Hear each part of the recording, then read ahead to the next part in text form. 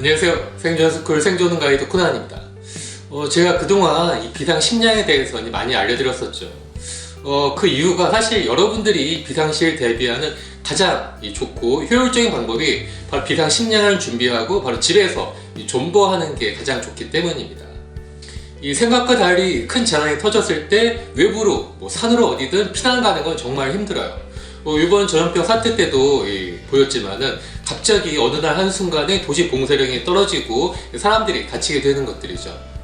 물론 이 부자들은 미리 준비한 오지나 산골 아주 휴양지 같은 그런 좋은 데로 대피할 수 있지만은 대부분의 사람들은 어디 딴 데 갈 수가 없고 대부분 집에서 버텨야 하는 겁니다. 그럴 때 미리 식량이라든가 장비 같은 것들을 미리 준비하신 분들은 아주 큰 도움이 됐고 또 여유로웠지만은 그렇지 못하고 아무것도 없던 분들은 정말 막막하고 굶거나 했던 분들도 있었죠. 그래서 어떤 예언 같은 것들 보면 식생지로 가라 이렇게도 얘기가 나오는데 사실 그런 것들 없어요. 비상시에 여러분들이 어디 산으로 갈 수 있는 것도 아니고 대피할 수 없기 때문에 사실 집이 가장 안전합니다. 하지만 이 대기업들도 마찬가지일까요? 그건 아닙니다. 대기업들은 전혀 다르게 준비가 상당수가 되어 있습니다. 그래서 오늘은 여기에 대해서 얘기를 해보도록 할게요. 이 대기업들은 이 직원들만 수십만 명이 되기도 하고 또 엄청난 돈을 굴리고 있고 수입이 들어오고 있죠. 그렇기 때문에 해외 비상 상황, 재난 상황에 대해서 상당히 민감하고 또 평소에 많은 준비나 대처법들을 연구를 하고 있어요. 삼성이든 LG든 경제연구소 같은 것도 여러분들도 많이 아시죠. 그런 정보 같은 경우는 상당히 구체적이고 또 정확도가 높다고 많이 평가가 되고 있고 국제연구소보다 더 좋게 평가가 받고 있습니다. 제가 재난방재학과를 다니고 있고 요즘에 한참 시험기간이기도 한데 교수님 중에 한 분이 삼성방재연구소에 근무를 하시기도 했었습니다. 여러분은 이 삼성에도 방재연구소가 있다는 거 처음 알았었죠.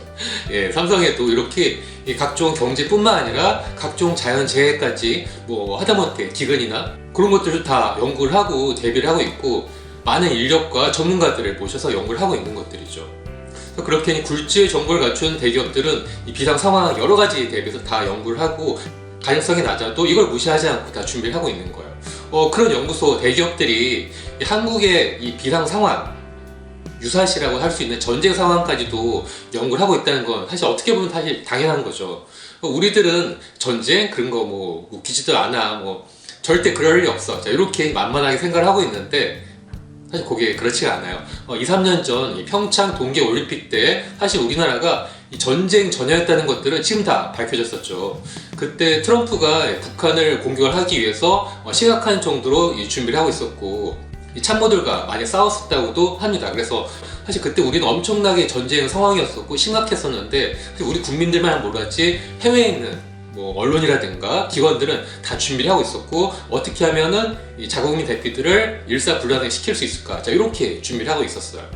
제가 그때 한 달 동안 ABC 뉴스, MBC 뉴스, 텔레그래프 같은 외국 유수의 언론사들과 20군데랑 인터뷰를 많이 했었고 했는데 그와 별개로 그때 국내에 있는 대기업들, 재벌들과도 제가 가서 이 강의 또 설명 같은 것들을 많이 했었어요. 그게 만약 우리나라의 전쟁 상황, 유사시 상황이 되면은 어떻게 우리 대기업 직원분들이 어떤 준비를 해야 될지 이런 것들을 전문가들이 없기 때문에 제가 가서 그에 대한 어떤 설명들을 하고 대처법들까지도 같이 연구를 했던 거였었죠.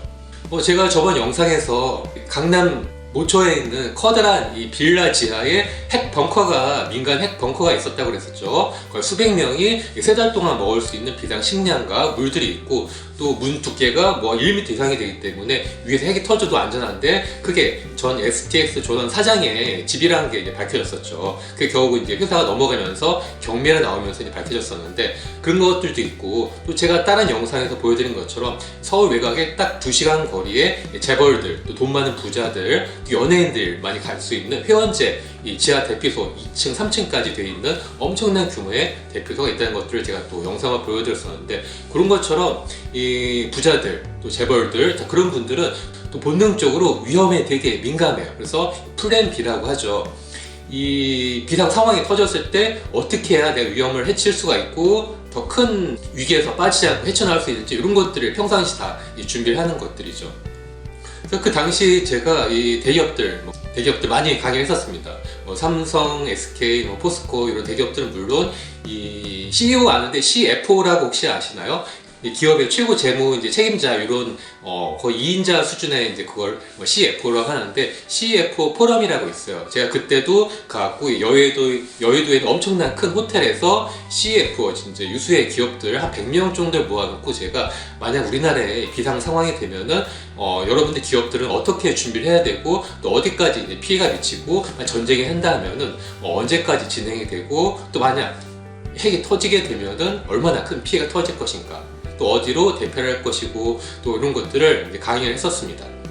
뭐 간단하게는 직원들의 생존 배낭을 만드는 것부터 또 고층 빌딩에서 직원들이 어떻게 하면 빨리 이 엘리베이터가 아니라 이 계단을 통해서 빨리 대피할 수 있는지 이런 이제 작은 정보부터 또 비상시 전제 상황에서 어떻게 대처를 하는지 커다란 상황까지도 가정을 해갖고 이런 것들을 다 강의를 하고 또 정보를 드렸던 거였었죠. 그래서 그 이후에는 이제 대기업들이 제 강의나 정보를 통해서 이 직원들을 이제 교육 홍보를 하고 또 비상시 대처 매뉴얼을 만들었다고 제가 나중에 듣기도 했었는데, 이런 것처럼 사실 한국에 있는 대기업들 같은 경우도 비상시를 대비해서 하나하나 다 준비를 하고 있어요. 그때 제가 약간 좀 특이하게 느꼈던 게 딴 데 서울 그런 데보다 오히려 인천에 회사가 있는 대기업들이 더 적극적으로 많이 물어보시고 비상시 어떻게 해야 될지 이런 것들을 더 많이 여쭤보시더라고요. 왜냐하면은 만 유사시에 인천이 가장 먼저 또 가장 큰 피해를 받을 수 있는 그 지역들이기 때문에 그랬던 것 같아요. 사실 대기업들 같은 경우는 해외랑 많이 거래하고 있기 때문에 해외 영향을 많이 받기도 합니다.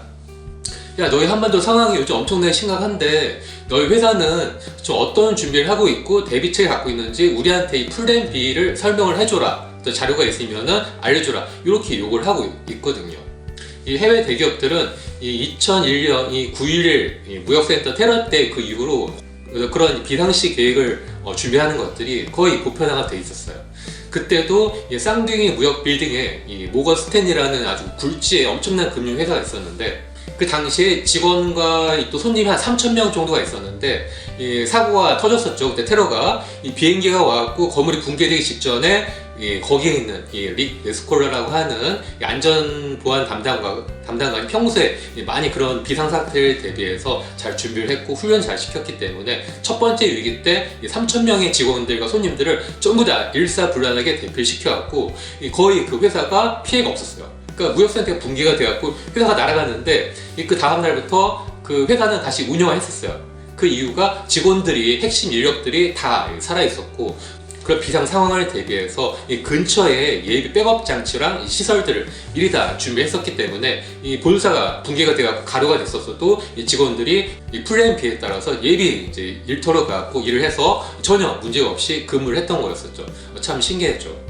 이렇게 외국 회사들은 그때 이후로 각 회사마다 이 플랜 B, 이 비상사태 매뉴얼들을 철저하게 만들고 있고, 또 만약에 단체로 해외로 이제 출장이나 여행을 갈 때, 포상 휴가를 갈 때, 우리나라 같은 경우는 한 비행기로 왕창 예매를 해갖고, 야, 이번에 우리 가격을 얼마를 내고를 했어, 할인을 했어, 자, 이렇게 좋아하는데, 외국 사람들은 그게 아니라 다, 이 직원들을 다 여러 대의 비행기 나눠서 따로따로 가게끔 하는 거예요. 약간의 비용 감축보다는 확실히 좀 더 안전하게 하는 게, 그러니까 비행기에 가다가 혹시라도 사고가 나면은 한 비행기에 이제 단체로 우리 직원들이 타고 있으면은 다 사망을 하고 회사에도 엄청난 큰 피해를 입는 거기 때문에 아예 그런 상황을 대비해서 비행기에 여러 대를 나눠서 따로따로 가게끔 그런 매뉴얼들이 다 있는 것들이죠.